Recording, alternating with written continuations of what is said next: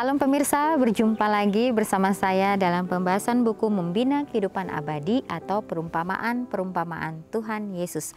Buku ini dituliskan oleh Nyonya Ellen G. White. Buku ini memberikan kita suatu kegembiraan surga dimulai di dalam keluarga.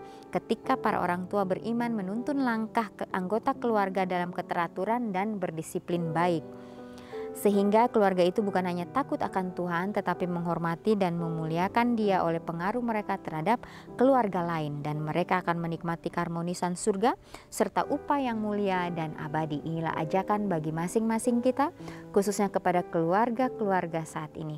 Supaya kita dapat diberikan suatu pemahaman yang baik, sehingga kita dapat memancarkan akan karakter Kristus dimanapun kita berada. Betapa pentingnya untuk kita yang menjadi keluarga-keluarga yang harmonis di dunia yang penuh dengan dosa ini, sehingga kita dapat menjadi suatu terang bagi keluarga-keluarga yang lain.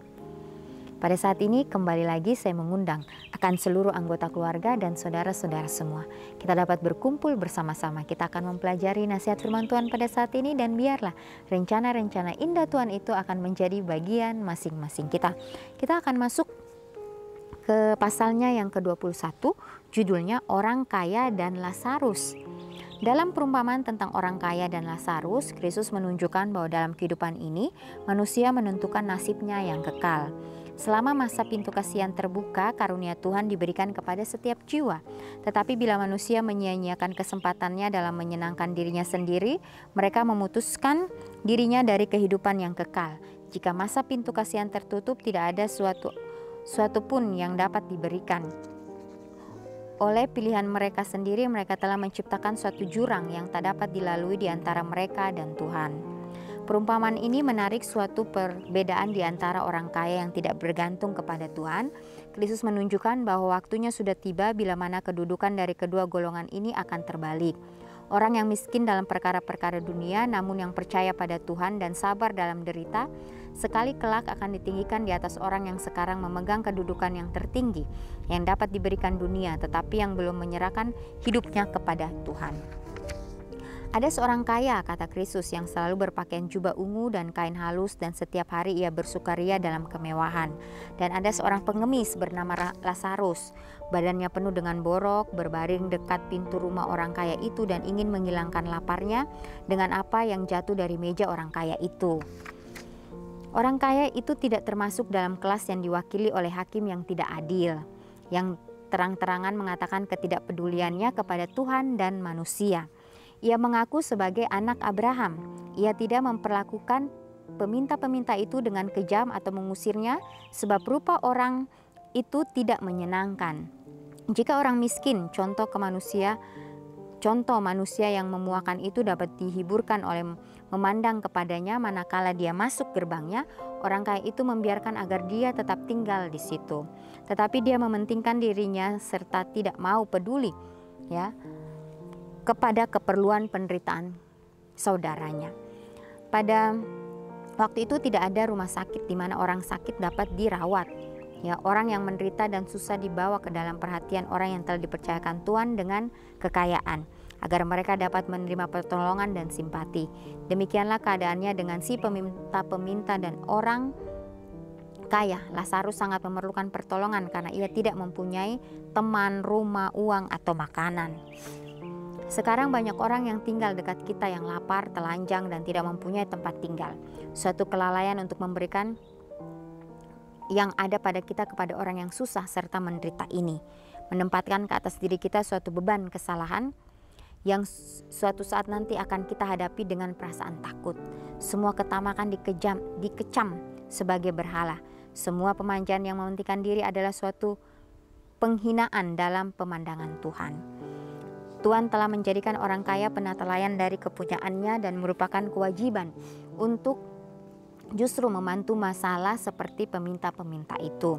Perintah telah diberikan, kasihilah Tuhanmu dengan segenap hatimu dan segenap jiwamu dan dengan segenap kekuatanmu, dan kasihilah sesamamu manusia seperti dirimu sendiri. Suatu masa tiba bila mana perubahan terjadi dalam keadaan kedua orang ini. Orang yang miskin itu telah menderita hari demi hari, tetapi dengan sabar dan tenang ia tetap bertahan. Pada suatu ketika ia meninggal dunia lalu dikuburkan. Tidak seorang pun yang meratapinya, tetapi karena kesabarannya menahan penderitaan, ia telah bersaksi bagi Kristus. Ia telah tahan dalam ujian imannya. Dan pada waktu kematiannya ia digambarkan seperti dibawa oleh malaikat-malaikat keribaan Abraham. Lazarus menggambarkan kesengsaraan orang miskin yang percaya kepada Kristus.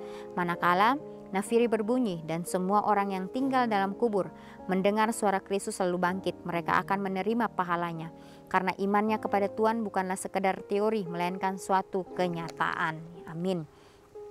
Dalam perumpamaan ini, Kristus menghadapi orang-orang ini dalam cara pemikirannya sendiri.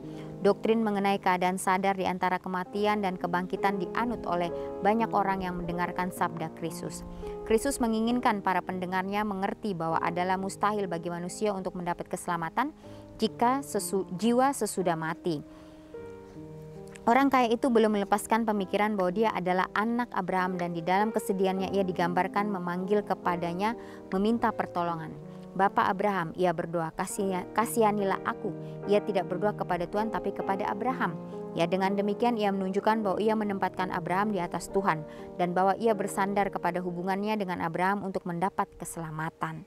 Ya, orang kaya itu telah menghabiskan hidupnya dalam menyenangkan dirinya dan terlambat melihat bahwa ia tidak mengadakan persiapan untuk hidup yang kekal. Ia menyadari kebodohannya dan ingatan dari saudara-saudaranya yang akan hidup sesuai dengan hidupnya, hidup untuk menyenangkan dirinya sendiri. Ya, ketika orang kaya itu meminta kesaksian tambahan bagi saudara-saudaranya, kepadanya telah diberitahukan dengan jelas bahwa jika kesaksian itu pun diberikan, mereka tidak akan terbujuk. Permohonannya melontarkan sebuah pantulan kepada Tuhan, seolah-olah orang kaya itu berkata, kalau saja engkau telah memberi amaran yang jelas, yang lebih jelas, sekarang saya tidak akan berada di sini. Abraham dalam menjawab permohonannya digambarkan berkata, saudara-saudaramu sudah cukup diberi amaran. Terang telah diberikan kepada mereka itu, tapi mereka tidak mau melihatnya. Kebenaran telah dinyatakan kepada mereka, tetapi mereka tidak mau mendengarnya. Ya, jadi kita harus berhati-hati. Jangan sampai kita sama seperti orang kaya yang sombong ini. Jangan sampai kita dibutakan dengan hal-hal duniawi di dalam kehidupan kita, sehingga kita tidak bisa mendengar dengan jelas akan bisikan suara Roh Kudus itu. Percakapan di antara Abraham dan orang kaya adalah suatu kiasan. Ya, pelajaran yang harus dipetik daripadanya ialah bahwa setiap orang diberi cukup terang untuk melaksanakan kewajiban yang telah dituntut daripadanya. Tanggung jawab orang adalah sebanding dengan kesempatan-kesempatannya. Tuhan memberikan kepada setiap orang cukup terang serta rahmat untuk melakukan pekerjaan yang telah diberikannya. Jika manusia gagal melakukan apa yang ditunjukkan oleh terang yang kecil mengenai kewajibannya, terang yang lebih besar hanya akan menunjukkan ketidaksetiaan, lalai mengembangkan berkat-berkat yang telah diberikan. Barang siapa setia dalam perkara-perkara kecil, ia setia juga dalam perkara-perkara besar. Orang yang menolak untuk diterangi oleh Musa serta nabi-nabi dan meminta suatu mujizat yang ajaib untuk dilaksanakan, tidak akan diyakinkan jika keinginan mereka diberikan. Ya, orang kaya itu mempunyai segala sesuatu yang dapat dibeli dengan uang, tetapi ia tidak memiliki kekayaan yang akan dapat membuat perhitungan benar dengan Tuhan. Ya, ia telah hidup seolah-olah semua yang dimilikinya adalah kepunyaannya sendiri. Ya, Kristus mengangkat tirai dan menyatakan gambaran ini di hadapan para imam dan para penghulu, orang Saduki dan Farisi. Lihatlah itu, hai kamu yang kaya dengan barang-barang dunia ini dan tidak kaya dalam Tuhan. Apakah kamu tidak akan merenungkan pemandangan ini? Apa yang diperhitungkan tinggi oleh manusia adalah keji dalam pemandangan Tuhan. Kristus bertanya, apa gunanya seorang memperoleh seluruh dunia tetapi ia kehilangan nyawanya? Karena apakah yang dapat diberikan sebagai ganti nyawanya? Ya, jadi di sini ketika Kristus memberikan perumpamaan tentang orang kaya dan Lazarus, banyak orang di antara bangsa Yahudi yang berada dalam keadaan yang patut dikasihani oleh orang kaya, menggunakan barang-barang Tuhan untuk kepuasan dirinya sendiri, mempersiapkan dirinya untuk dirinya untuk mendengar hukuman. Tuanku ditimbang dengan neraca dan didapati terlalu ringan. Orang kaya yang diberi setiap berkat duniawi dan rohani, tetapi ia menolak untuk bekerja sama dengan Tuhan dalam penggunaan berkat-berkat itu. Ya, Kristus ingin supaya Terang bersinar ke dalam pikiran bangsa Yahudi yang telah menjadi gelap itu. Katanya kepada mereka, "Jikalau sekiranya kamu, anak-anak Abraham, tentulah kamu mengerjakan pekerjaan yang dikerjakan oleh Abraham. Tetapi yang kamu kerjakan ialah berusaha membunuh aku. Aku seorang yang mengatakan kebenaran kepadamu, yaitu kebenaran yang kudengar dari Tuhan. Pekerjaan yang demikian tidak dikerjakan oleh Abraham." Jadi Kristus tidak mengakui kebajikan melalui keturunan. Ya, orang kaya itu walau dikelilingi dengan segala kemewahan hidup, namun begitu bodoh sehingga ia menempatkan Abraham di tempat Tuhan. Jika ia menghargai kesempatan-kesempatan yang besar dan membiarkan Roh Tuhan membentuk pikiran dan hatinya, ia akan mendapat kedudukan yang sama sekali berbeda. Ya, Kristus tahu bahwa waktu kehancuran Yerusalem tiba, orang Yahudi akan mengingat amarannya, dan memang demikian halnya ketika bencana menimpa Yerusalem, ketika bala kelaparan dan kesengsaraan segala macam menimpa bangsa itu. Mereka mengingat perkataan Kristus dan memahami perumpamaan itu. Mereka telah membawa penderitaan ke atas diri mereka sendiri oleh kelalaian mereka untuk membiarkan terang yang diberikan Tuhan bersinar kepada dunia. Ya, pemandangan terakhir dari sejarah dunia digambarkan dalam akhir sejarah orang yang kaya itu. Ya. Bila suara Tuhan membangkitkan orang mati, ia akan bangkit dari kuburan dengan selera dan nafsu yang sama, kesenangan dan ketidaksenangan yang sama yang didambakan ketika ia hidup. Tuhan tidak mengadakan mujizat untuk menciptakan kembali manusia yang tidak dilahirkan kembali, manakala ia diberi setiap kesempatan dan diberikan perlengkapan. Selama masa hidupnya ia tidak mempedulikan Tuhan, juga tidak mendapatkan kesenangan dalam pelayanannya. Tabiatnya tidak sesuai dengan Tuhan dan ia tidak dapat berbahagia dalam keluarga semawi. Sekarang ada satu golongan dalam dunia kita yang merasa dirinya benar. Mereka bukan pelahap, mereka bukan pemabuk, mereka bukan pendurhaka. Tetapi mereka ingin hidup bagi dirinya sendiri, bukan untuk Tuhan. Tuhan tidak berada dalam pikiran mereka. Oleh sebab itu, mereka digolongkan dalam orang yang tidak beriman.